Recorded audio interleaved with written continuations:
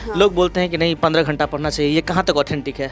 Class 10th के toppers जो है, क्या सभी टॉपर्स प्राइवेट स्कूल से ही पढ़ते हैं या बहुत बड़े बड़े स्कूल से पढ़े होते हैं? जो है ऑनलाइन पे ज़्यादा फोकस था कि ऑफलाइन इस तरह से ज़्यादा की होता है नहीं कि कुछ बच्चों के नहीं हमने ऑनलाइन से ज़्यादा सीखा या कुछ बच्चों का था कि हमने ऑफलाइन से ज़्यादा सीखा। बच्चों को मोबाइल दें, ऐसा नहीं कि ना दें, लेकिन उन पे हर समय देखते रहें कि अच्छा बच्चा उसमें क्या कर रहा है मोबाइल से। तो मतलब उसमें ऐसा रिएक्शन था कि पापा मम्मी सब हम तो वहाँ पे रो दिए थे कि नहीं पता नहीं क्या हो गया मेरे साथ है उसमें।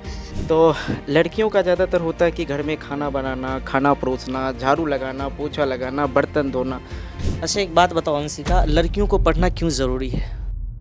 हेलो, अभी मेरे साथ अंशिका कुमारी जुड़ी हुई है जिनका टोटल मार्क्स आया है 475, जो कि कैमूर डिस्ट्रिक्ट से बिलोंग करती है और इसका कैमूर डिस्ट्रिक्ट में 3rd रैंक आया है, तो ये काफ़ी अच्छी बात है। सबसे पहले अंशिका आपको बहुत बहुत बधाई हो। Thank you sir. आप बताइए कि आपने प्रिपरेशन कैसे किया, कुछ आइडिया दीजिए मेरे को, चाहे ताकि आपके जूनियर को ये बात पता चल सके। सबसे पहले तो अगर आप तैयारी कर रहे हैं मैट्रिक के एग्ज़ाम का, तो आप सबसे पहले रोज़ का जैसे टारगेट होता है कि नहीं हमको आज इतना सिलेबस में इतना चैप्टर या इतना ख़त्म कर देना टॉपिक, तो उस तरह का मैंने जैसे अपनाया था उस तरह से ही किया। अच्छा, मतलब टारगेट ओरिएंटेड आपने पढ़ाई किया। हाँ। लोग बोलते हैं कि नहीं 15 घंटा पढ़ना चाहिए, ये कहाँ तक ऑथेंटिक है? 15 घंटा कोई नहीं पढ़ सकता, कोई नहीं, पॉसिबल ही नहीं है। पॉसिबल ही नहीं है। अगर आप बैठेंगे भी ना तो बार बार डिस्ट्रैक्शन होने लगे कि नहीं कितना आज पढ़ रहे हैं, घंटे मायने नहीं रखते हैं। आप देखिए कि आज मैंने कितना पढ़ा है, ये नहीं देखिए कितना घंटा पढ़ा है। ये सबसे ज़्यादा ज़रूरी है। तो अंशिका जो है टॉपर्स जो है क्लास 10th के टॉपर्स जो है, क्या सभी टॉपर्स प्राइवेट स्कूल से ही पढ़ते हैं या बहुत बड़े बड़े स्कूल से पढ़े होते हैं या जो है बहुत ज़्यादा ट्यूशन वगैरह किए होते हैं? क्या था बचपन का स्टोरी, कैसे कैसे जो है पढ़ाई शुरू हुआ बचपन से क्लास 10th तक कैसे कैसे पढ़ी हो? सबसे पहले जैसे बचपन मेरा शुरू हुआ था गांव के स्कूल से ही। गांव में एक जैसे होता है ना वो स्कूल आंगनबाड़ी टाइप का, उसमें पहले वहाँ जाती थी पढ़ने के लिए। फिर कुछ कारण की वजह से मेरे जो फैमिली थी, मम्मी पापा भाई बहन सब हम लोग भभुआ में आके शिफ्ट हो गए। उसके बाद वहाँ एक स्कूल था प्राइवेट, वहाँ गई। फिर नर्सरी LKG UKG इस तरह पढ़ रही थी। फिर 6 क्लास तक पढ़ी, उसके बाद फिर सरकारी में आ गए। मतलब 6ठी क्लास तक जो है प्राइवेट स्कूल हाँ। में और 7वीं 8वीं क्लास मिडिल स्कूल में, है ना? हाँ 7 हाँ 6ठी का 7वीं 8वीं और 9वीं 10वीं तो फिर हाई स्कूल में आ गए होंगे, है ना? हाँ। तो हाई स्कूल में तो ऑनलाइन या ऑफलाइन वगैरह किस तरह से था कुछ?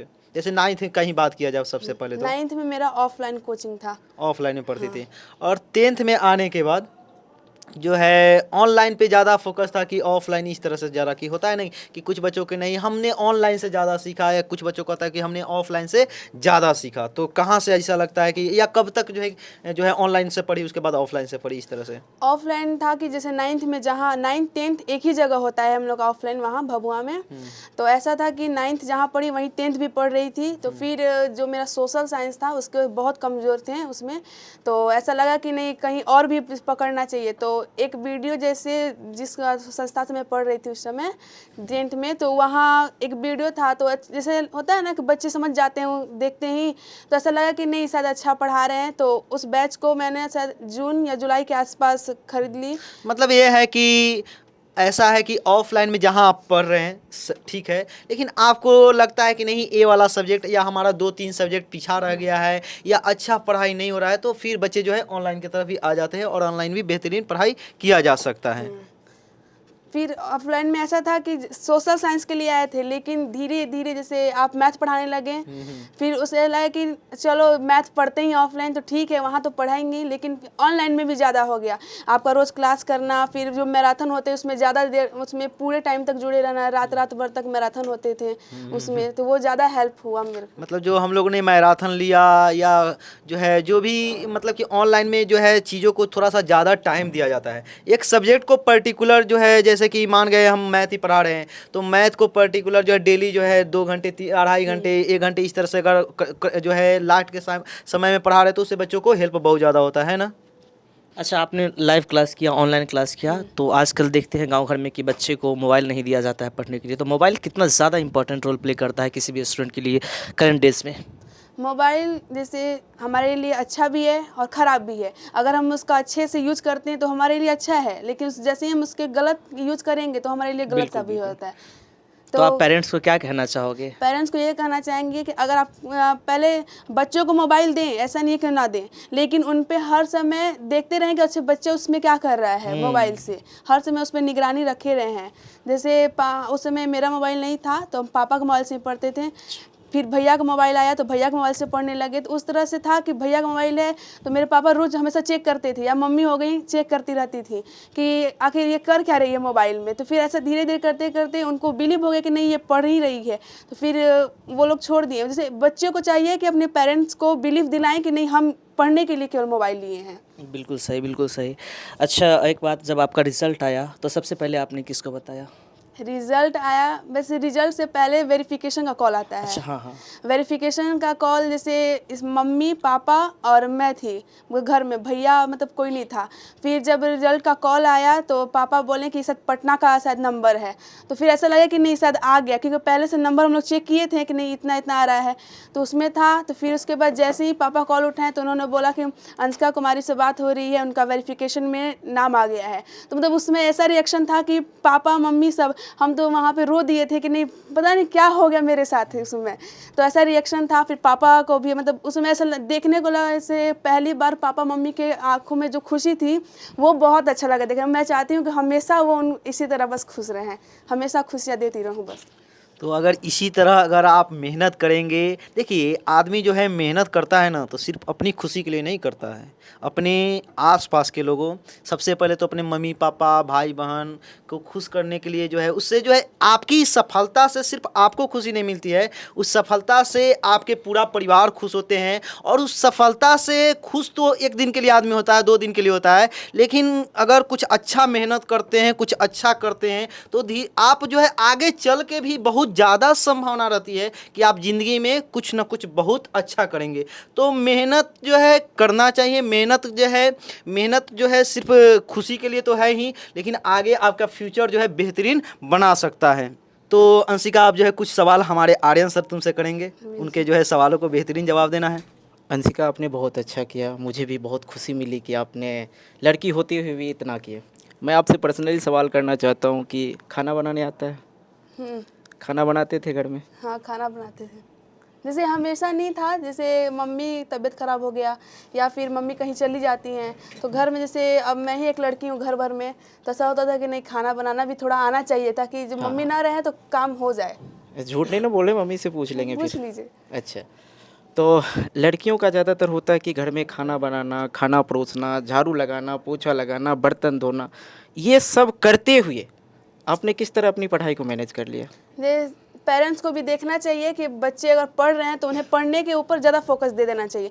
जैसे मेरी मम्मी हैं तो बस ऐसा होता कभी कभी झाड़ू लगा दी, बर्तन मांज दी, कभी पढ़ाई से ज़्यादा उब जाती थी तो मम्मी के साथ बैठ के काम करा देती, तो उस तरह होना चाहिए। नहीं तो मेरे पापा ज़्यादा हमको अथवा करते थे कि नहीं तुम पढ़ो बस, काम नहीं करना, मम्मी है काम करने के लिए, मम्मी कर देंगी। मतलब पापा जो हैं अधिक सपोर्ट करते थे। हाँ। अच्छा, मैं आप लोग को भी बताना चाहता हूँ, देखो मम्मी जो होती है ना आपको गोद में लेती है, और जहाँ तक मम्मी देख सकती है वहाँ तक आपको मम्मी दिखाएगी भी, लेकिन पिताजी जो होते हैं ना, जहाँ पिताजी नहीं देख पाते हैं वहाँ तक आपको दिखाने का कोशिश करते हैं, क्योंकि पिताजी गोद में नहीं लेते हैं, यहाँ पे लेते हैं, कंधे पे लेते हैं। ओके, तो बहुत अच्छा लगा कि आपने ये सब किया और अपने घर के कार्य में बिजी रहते हुए भी आपने इतना अच्छा नंबर लाया, बहुत खुशी मिला। और एक साथ और पूछ लेता हूँ, क्योंकि रिश्तेदार का कुछ ताना अलग लेवल का होता है मेरे भाई, तो ये बता दीजिए कि रिश्तेदार में ऐसा कुछ आया कि लड़की जवान हो गई, अब इनकी शादी करो, अभी रिसेंट कुछ ऐसा? रिसेंट में तो जैसे अब वैसा रहा नहीं है। हम लोग की जितने भी मतलब फैमिली में आते हैं या फिर बाहर के रिश्तेदार हैं तो उनके घर भी लड़कियां हैं मेरे एज की, तो ऐसा कुछ आता नहीं है कि नहीं शादी करो। बस इतना आता है कि क्या इनके घर की लड़कियां मतलब क्या पढ़ रही है, कुछ तो है नहीं। मतलब ऐसा कभी सुनने को आया गांव में बहुत सारा, तो कि नहीं पैसे दे कर ये टॉप किए हैं, फिर ऐसा कुछ था। तो पापा को थोड़ा हर्ट हुआ, तो हमको लगा कि कोई बात नहीं, इस बार बोल सकते हैं, अगली बार फिर आएंगे, फिर कब बोलेंगे। अच्छा, तो फिर से आप इस चीज़ को दोहराना चाहते हैं ना? बिल्कुल, इस बार तो कुछ अच्छा, जैसे इस बार केवल डिस्ट्रिक्ट में रह गई, अगली बार बिहार में आना है। अच्छा, बहुत अच्छा लगा आपने इतना किया। और दोस्त का क्या रिएक्शन था? दोस्त में मतलब होता है कि मेरे साथ जब हुआ था भाई, मेरा थोड़ा कम नंबर आया था, मेरे दोस्त का ज़्यादा नंबर आ गया था, तो मुझे ना बहुत ज़्यादा जलन फील हो रहा था, भैया तुम्हारा कैसे इतना नंबर आ गया। तो वैसा कोई था कि आपसे बात करना छोड़ दिया हो या इस तरह का कुछ? वैसे दोस्त तो बहुत सारे होते हैं, हाँ, हाँ, होते हैं। तो कुछ कुछ हैं वैसे, और बहुत लोग हैं, मतलब लगता है कि नहीं दोस्त हैं पहले से 9th-10th में के, तो वो लोग बात करते रहते हैं। मेरी सबसे अच्छी दोस्त है एक मुस्लिम है, लोग बोलते हैं मुस्लिम को दोस्त नहीं मानते, बहुत अच्छी फ्रेंड है मेरी, मेरे साथ पढ़ी भी है, तो उसको उसका नंबर कम आया था, लेकिन फिर भी वो हमेशा बोलती है कि तुम पढ़ती थी तब तो आया, हम पढ़ते ही नहीं थे तब क्या आया मेरा। तो इस तरह था, लेकिन दोस्त की भी भूमिका बहुत अच्छा होता है, क्योंकि मेरी जो दोस्त है वो हमेशा कॉल किया करती थी कि मुझे ये क्वेश्चन बता दो, ये नहीं समझ में आया तो बना के दो, तो उसकी वजह से रिवीजन भी होता रहता था मेरा, तो उसमें ज़्यादा रोल हुआ उसका भी। अच्छा एक बात बताओ अंशिका, लड़कियों को पढ़ना क्यों ज़रूरी है?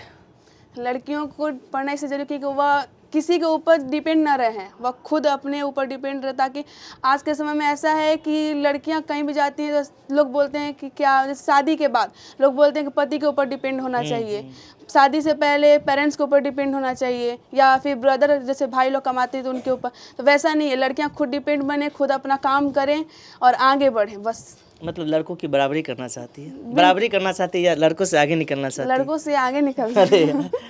आगे क्या प्लान है, क्या बनना है आपको? आगे जैसे बिहार बोर्ड में जैसे बोली कि जो अभी बाकी रह गया उसमें, और उसके बाद फिर एनडीए करना है। एनडीए करना है, बहुत अच्छा आपने सोच रखा है, और आगे भी इसी तरह से अपनी पढ़ाई को जारी रखें ताकि इससे भी बड़ी बड़ी मुकाम आप हासिल कर सकें, ठीक है। और हमारे समाज में बहुत सारी कुरीतियाँ चल रही है कि लड़की को नहीं पढ़ाओ, लड़की को पढ़ा के क्या करोगे, क्या ये सही है? गार्जियन जो इस तरह की बात बोलते हैं, रिश्तेदार जो ऐसे बात बोलते हैं, क्या ये सही लग रहा है? सही, जैसे कुछ लड़कियों में भी दोष होता है, मैं बहुत ये अच्छी नहीं बात। बोलूँगी कि नहीं सब लड़कियां अच्छी होती हैं, कुछ लड़कियों में भी दोष होता है, क्योंकि लड़कियां भी कुछ मतलब ऐसा होता है कि पढ़ने जाती हैं लेकिन कुछ और करने लगती हैं, तो उसमें भी होता है पेरेंट्स, कहीं कहीं पेरेंट्स अच्छे होते हैं, कहीं पेरेंट्स ख़राब भी होते हैं, तो इसलिए बच्चों को भी और पेरेंट्स को भी, दोनों को सबसे पहले तो दोनों एक दूसरे से फ्रेंड बने, हर बात शेयर करें, तभी वो बच्चे, जैसे पेरेंट्स पढ़ाएंगे बच्चे पढ़ेंगे तभी वो कामयाब है, नहीं तो अगर पेरेंट्स कितना भी पढ़ा दे बच्चे नहीं पढ़ेंगे तो उससे कोई फ़ायदा नहीं होने वाला। पेरेंट्स का ट्रस्ट जीतना बहुत ज़्यादा ज़रूरी होता है गर्ल्स के लिए खास करके सर। हाँ, बहुत अच्छा। अभी फ़िलहाल में से एक बगल में ही तो वो बोल आई, तो ऐसा बोली कि देखते हैं आपकी लड़की यहाँ घूमती है वहाँ घूमती है, तो मेरी मम्मी साफ जवाब दे दी कि हम, मेरी बेटी मतलब मेरे ऊपर उनका बहुत ज़्यादा ट्रस्ट है, तो वो कभी ऐसा काम कर ही नहीं सकती है, इसीलिए ट्रस्ट जीतना भी बहुत ज़रूरी होता है पेरेंट्स का एक, और उसे तोड़ना कभी नहीं है, क्योंकि अगर एक बार टूट जाता है तो फिर दोबारा नहीं हो पाता है, इसीलिए हमेशा बनाए रखें। इसलिए मैं सारे गर्ल्स से यही कहना चाहूँगा कि अगर आप कहीं बाहर पढ़ने के लिए जाते हो तो आप अपने पेरेंट्स को कभी भी शर्मिंदा मत होने देना, क्योंकि आजकल बहुत ज़्यादा ऐसा सिचुएशन चल रहा है, वो आप लोग भी देखते होंगे और सारे लोग इससे रूबरू है। तो ये आप लोगों से गुजारिश है कि पेरेंट्स का ट्रस्ट जीतो, इसके बाद पेरेंट्स को जो बोलोगे यार वो कराएंगे, वो पढ़ना चाहते हो जहाँ तक तुम पढ़ना चाहते हो ना पेरेंट्स वहाँ तक लेकर के जाएंगे। आपके पूरे के पूरे संसार में दो ही लोग ऐसे होते हैं ना जो आपको काफ़ी दूर तक देखना चाहते हैं, अपने से आगे बढ़ना देखना चाहते हैं, वो होते हैं आपके माता और पिता। एक लोग को ले लोगे तो वो गुरुजी भी होते हैं। बात समझ में आया? तो इसलिए ट्रस्ट जीतिए और आगे बढ़िए। सबसे ज़्यादा प्यार किससे करते हैं, मम्मी से या पापा से? वैसे दोनों से, लेकिन सबसे ज़्यादा बात है तो पापा से। अच्छा, लेकिन मम्मी का जो है ना अहम भूमिका होता है इस चीज़ हाँ, में। वो आप है। लोग को भी पता है कि दुनिया में आप किसी भी इंसान से कितना भी प्यार कर लो या कुछ भी रहे, लेकिन मम्मी इतना प्यार कोई नहीं कर सकती। मम्मी जो है 9 महीना अधिक, सबसे अधिक प्यार करती है। सही बात। आपके पिताजी से, आपके दादाजी से, चाचा जी से, सबसे अधिक कोई इस दुनिया में प्यार करने वाली है तो वो माँ होती है। और सबसे लड़कियों का सबसे बड़ा दोस्त भी माँ होती है। और सबसे अच्छा लगा सुन के कि भाई आपके पिता हैं सबसे अच्छे दोस्त। बहुत बहुत धन्यवाद। ठीक है, तो ये मेरे साथ अंशिका जुड़ी हुई थी, बहुत अच्छा लगा इनके बारे में। अब अंशिका से भी मैं लास्ट में यही बात पूछूंगा, क्योंकि ये बात बताना बहुत ज़्यादा ज़रूरी है कि आप साफ साफ बताओ कि अपने जूनियर्स को आप क्या सजेस्ट देना चाहोगे, खास करके गर्ल्स के लिए आप क्या एडवाइस देते हो प्लीज़? जूनियर को बस यही एडवाइस है कि वो अच्छे से पढ़ाई करें, पेरेंट्स का सबसे पहले तो ट्रस्ट जीत लें, ताकि वो जो भी आप कहें तो वो मान जाएं। उसके बाद अगर आप पढ़ाई कर रहे हैं तो हमेशा जैसे रोज़ का जो टारगेट होता है वो बनाएं, ताकि मतलब ऐसा होता है बच्चे क्या करते हैं कि शुरू से पढ़ते नहीं हैं और लास्ट में जाके इतनी मेहनत करने लगते हैं, कभी बीमार भी हो जाते हैं। तो वैसा नहीं, आप शुरू से पढ़ते जाएं आसान, क्योंकि जब आप शुरू से पढ़ते हैं तो लास्ट में उतना नहीं लोड होता है कि नहीं कि इतना पढ़ना है इतना नहीं पढ़ना है, तो इस तरह नहीं करना है। उसके बाद डेली टारगेट करें और फिर अपना सबसे पहले तो हैंड रिटन नोट्स होना चाहिए, वो बहुत ही ज़्यादा मायने करता है कि आप जैसे टीचर की बातों को नहीं समझ पाए, लेकिन अपने जो लिखे होते हैं वो अच्छे समझ जाते हैं, तो इसलिए नोट्स मतलब रिवीजन करना है। हाँ, और जितना आप पढ़ते हैं उससे ज़्यादा आप रिवीजन करें। जैसे आप रोज़ 3 घंटे पढ़े, लेकिन रिवीजन करने के लिए आप उससे ज़्यादा टाइम निकालें। रिवीजन बहुत ज़्यादा ज़रूरी है। अच्छा, बच्चे का ना बहुत सारा कमेंट्स आता है, एक कमेंट्स फनी टाइप का है, आप ही उनका जवाब दीजिएगा कि बिना पढ़े टॉपर कैसे बने। ये खतरनाक क्वेश्चन है भाई। कोई आपके पास कोई ट्रिक है या अचूक मंत्र है या जड़ी बूटी है तो हमें दे दें, ताकि हम अगले बच्चे को दे देंगे। बिना पढ़े हाँ, बिना पढ़े हमको टॉपर्स बनना है। बिना पढ़े टॉपर थोड़ा कोई बन सकता है। आप टॉपर अगर बिना पढ़े चाहते हैं तो कुछ थोड़ा सा जैसे वही हुआ कि बिना किए जय जयकार नहीं होती है, कोशिश करने वालों की हार नहीं होती है। इसलिए सभी काम के लिए आपको मेहनत करना होगा, बिना मेहनत का कुछ नहीं मिलता है।